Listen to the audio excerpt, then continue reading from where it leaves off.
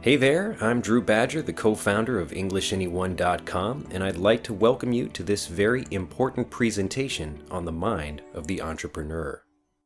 Today I have the privilege of helping you build a successful online teaching business because I've learned from so many mistakes. I currently help more people become confident, fluent English speakers and earn more money than I ever did as a teacher in the classroom. I'm able to teach whenever I want, wherever I want, however I want, and can travel the world freely. Best of all, I look forward to waking up and building something, a system I own, each and every day.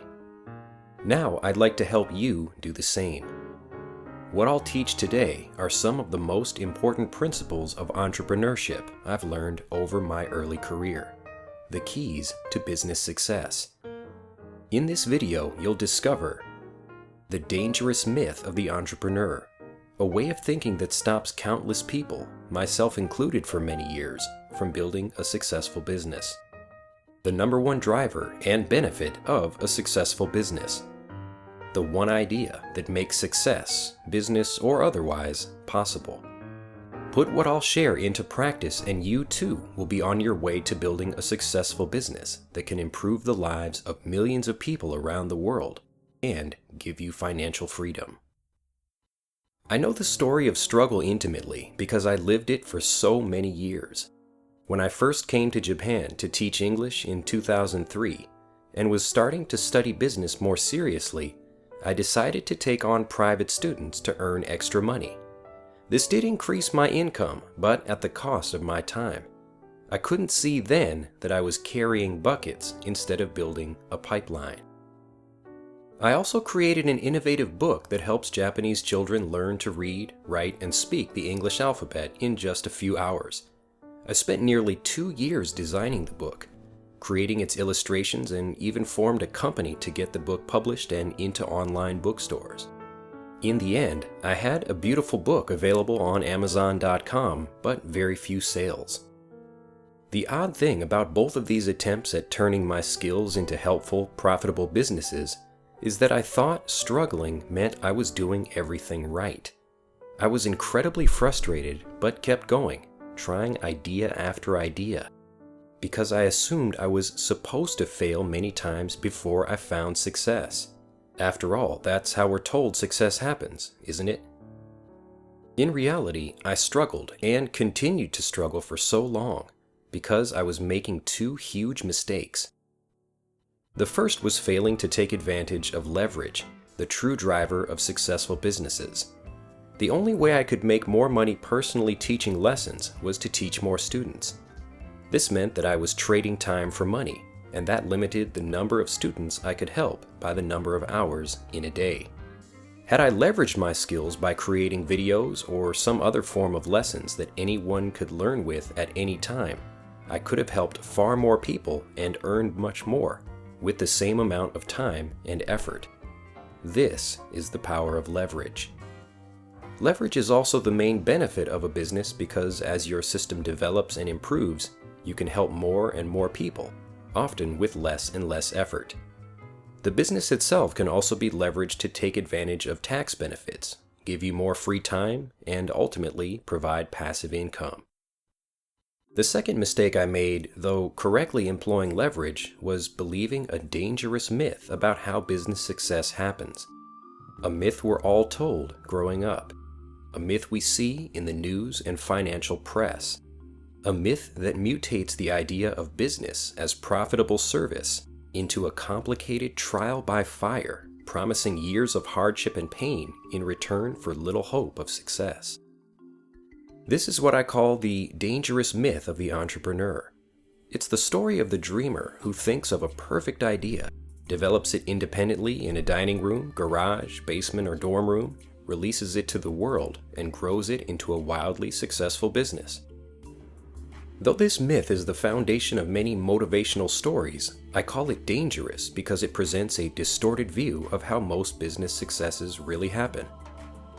Because of this myth, people believe they must first come up with a perfect, original idea. And if they can't think of one, they decide that they're just not meant to be entrepreneurs. If they do think of an idea, they may spend months or even years working on it in seclusion, often with nothing more than a hope that people will purchase their finished product or service. In the end, if their creation produces little interest or sales, they decide that the initial idea must not have been that great. So they return to the drawing board and begin the cycle again. Because I believed this myth, I focused more on thinking up original ideas, like my book for Japanese children, than on listening to what my market really needed. I spent years working on various projects with no understanding of how I'd actually make money from them. It felt like business success was out of my control. Despite having struggled for so long, enduring many years of frustration and failure though, I did possess one thing I'd like to give you now that enabled me to continue on my journey and ultimately learn how to build a successful business. More than business skills or tactical information about how to write sales copy, build websites, or advertise, the one thing most responsible for me finally achieving success was knowledge of a single life principle, what I call the insight. To introduce the insight, I'll share a story. As you listen, see if you can discover the insight for yourself. When I'm finished, I'll reveal the insight, explain why it's so important, and help you begin living it for yourself. One morning, a monkey trainer brought a basket full of bananas to feed his monkeys. As he presented the bananas, he explained to the monkeys that each would receive 3 bananas in the morning and 4 later in the evening. Hearing this, the monkeys became angry. They each wanted 4 bananas, not 3, immediately. "Very well," the monkey trainer said, smiling at the monkeys. "I'll give you each 4 bananas now and 3 tonight." With that, the monkeys were satisfied. This story, though short and simple, illustrates a very important idea.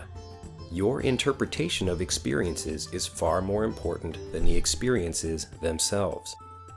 Whether the monkeys received 3 bananas in the morning and 4 in the evening, or 4 bananas in the morning and 3 in the evening, they were still receiving the same number of bananas. To use a more relevant example, let's say you realize you've lost your wallet. At that moment, you have the choice to view the event as positive or negative, setting off a string of emotional responses that guide your actions for the rest of the day. However you feel, though, you're correct. Everything that happens in your life is a choice point. It may be that the person who finds your wallet becomes a trusted friend and advisor, turning a seemingly unfortunate situation into a fortunate one. Maybe not. The point is that in the moment, you can never know for sure.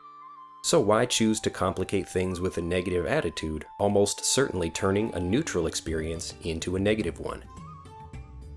You see, there is no such thing as an independent experience. Your life is an unending stream of events, each connected to the next. So, logically, you can't consider any one event as good or bad. Because successful people do not see things that appear negative as actually negative, they don't stop themselves along the road to success. They take responsibility, maintain calm, and, because they don't know what positive thing might come from a seemingly negative experience, go on to achieve what they desire. To fail is to stop walking on a path because some experience looks negative, frustrating, or difficult to you. Yet, how do you really know that a mistake or frustration isn't part of something positive that will lead you to your ultimate goal? The truth, as hard as it may be to believe at times, is that life is merely how you see it. You may not be able to control the world around you, but you always have the power to decide how you think, feel, and react. That's the real secret to success. Because I understood the insight, struggles and frustrations did not cause me to quit. I could have seen them as negative, but I didn't. The insight is especially important for entrepreneurs and business owners because we don't lead the typically ordered, calm lives of employees. Employees are pieces of a larger machine, performing systematic actions that aren't subject to much change.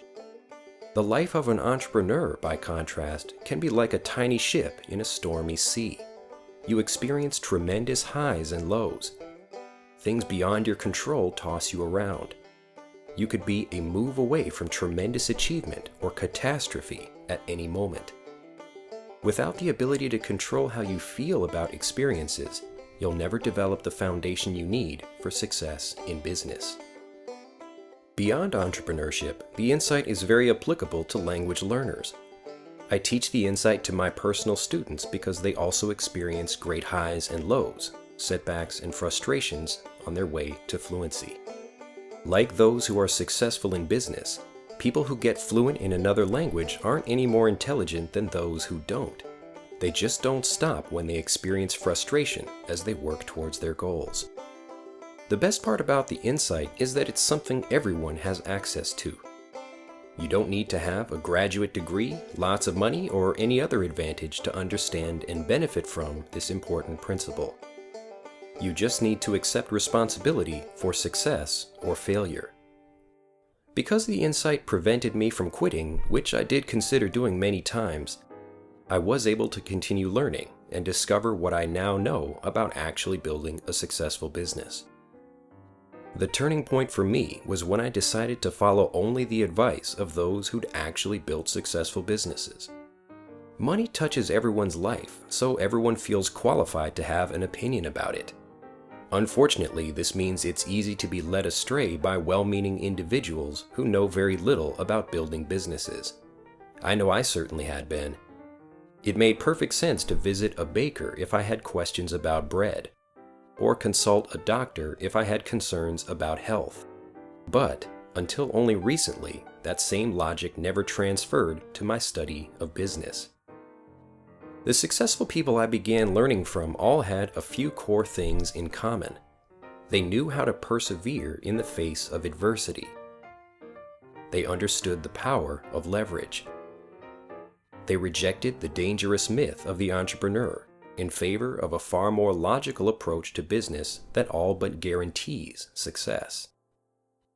When I began to build EnglishAnyone.com, my current English education business, I harnessed the power of leverage by building systems to serve more people than I could personally help.